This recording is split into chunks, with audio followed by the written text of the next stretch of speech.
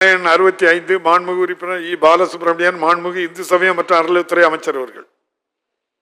மாண்புமிகு பேரவைத் தலைவர் அவர்களே, உறுப்பினர் பாலசுப்ரமணியம் அவர்கள் கோயில் இந்த திருக்கோயிலுக்கு கடந்த 2/6/24 அன்று குடமுழுக்கு நடத்தி முடிக்கப்பட்டது.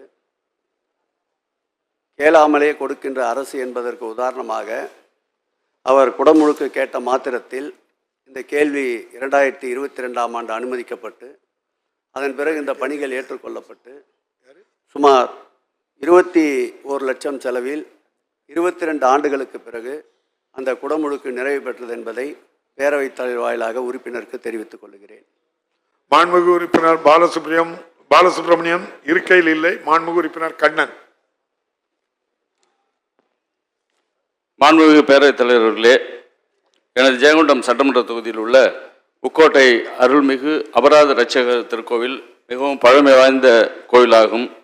எனவே திருக்கோயிலை பழமை தொன்மை மாறாமல் புனரமைப்பு செய்து குடமுழுக்கு நடத்திட மாண்புமிகு அமைச்சர் அவர்கள் ஆவண செய்வாரா என தங்கள் வாயிலாக கேட்டார். மாண்புமிகு அமைச்சர் அவர்கள். மாண்புமிகு பேரவைத் தலைவர் அவர்களே, 1000 ஆண்டுகளுக்கு மேற்பட்ட மன்னர்களால் நமக்கு விட்டு சென்ற பொக்கிஷமான புராதன கோயில்களை சீரமைப்பதற்கு மாண்புமிகு தமிழக முதல்வர்கள் பொறுப்பேற்ற பிறகு 300 கோடி ரூபாய் ஒதுக்கீடு செய்திருக்கின்றார். அதில் 517 கோயில்கள் வகைப்படுத்தப்பட்டிருக்கின்றன.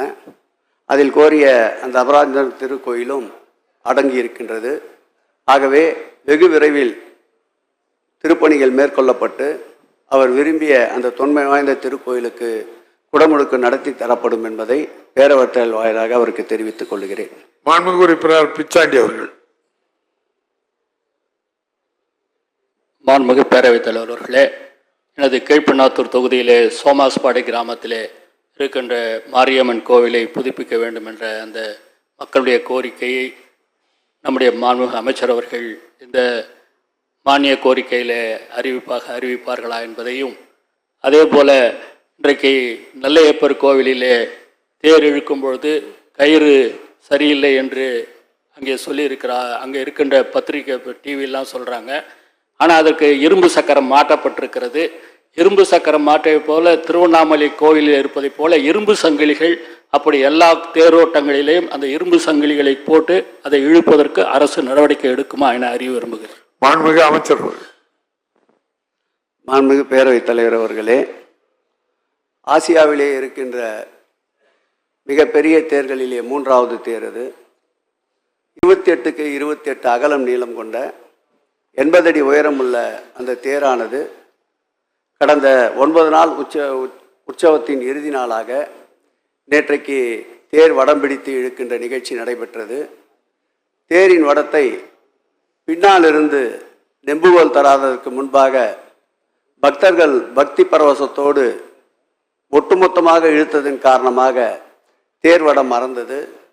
அதற்கு மாற்றாக திருச்செந்தூரின் தேர்வடம் தயாராக வைக்கப்பட்டிருந்தது. உடனடியாக அந்த தேர்வடத்தை இணைத்து வெற்றிகரமாக நேற்று இரவு 9:30 மணி அளவில் 5 சுவாமிகளும் ஊர்வலம் எடுத்து செல்லப்பட்டு நிலையை அடைந்தது என்பதை தெரிவித்துக் கொள்வதோடு மட்டுமல்லாமல் எல்லா தேர்களுக்கும் தேரினுடைய இணைப்பு பகுதிக்கு இரும்பு சங்கிலி இருக்கும். நீளமாக பக்தர்கள் வடம் பிடிக்க வேண்டியிருப்பதால் இந்த நெல்லையப்பர் தேர் என்பது 450 டன்களை கொண்ட தேர். அந்த தேரை இழுப்பதற்கு வடம் எப்பொழுதும் கயிறினால்தான் நீளமாக இழுத்து செல்ல முடியும் என்ற காரணத்தினால்தான் அனைத்து திருத்தேர்களிலும் வடம் அதிக எடை கொண்ட தேருக்கு கயிற்றினால்தான் பின்னப்படுகின்றது. நேற்றைய நடைபெற்ற அந்த உற்சவத்தில் நம்முடைய தீயணைப்புத்துறை, பொதுப்பணித்துறை வடத்திற்கும் தேருக்கும் சான்றிதழ் அளித்த நிலையில்தான் அந்த தேர் வீதி விழாவுக்கு எடுத்து வரப்பட்டது. அவர் கோரியபடி எந்தெந்த திருத்தேர்களுக்கெல்லாம் சங்கிலிகள் தேவையோ பொருத்தப்பட்டிருக்கின்றது என்பதை தெரிவித்துக் கொண்டு அவர் கூறிய திருக்கோயில் இந்த ஆண்டு திருப்பணிக்கு எடுத்துக்கொள்ளப்படும்.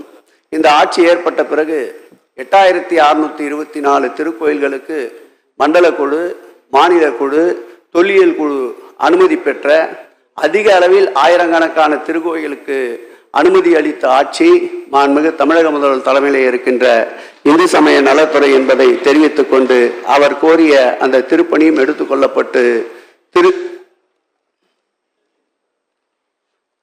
அவர் கோரிய அந்த திருப்பணியும் எடுத்துக்கொள்ளப்படும் என்பதை தெரிவித்துக் கொள்வது மட்டுமல்லாமல், நேற்றைய தினம் ஒரு வரலாற்று சிறப்புமிக்க நிகழ்ச்சி. ஏற்கனவே 150 ஆண்டுகள் கடந்த சீத்தனாஞ்சேரி திருக்கோயிலிய திருத்தேர் இந்த ஆட்சி ஏற்பட்ட பிறகுதான் தேர் வீதி உலா நடத்தப்பட்டது. விழுப்புரத்திலே அதேபோல் 100 ஆண்டுகளுக்கு மேல் பயன்பாட்டில் இல்லாமல் இருந்த திருத்தேர் இந்த ஆட்சி ஏற்பட்ட பிறகுதான் பயன்பாட்டிற்கு கொண்டு வரப்பட்டது.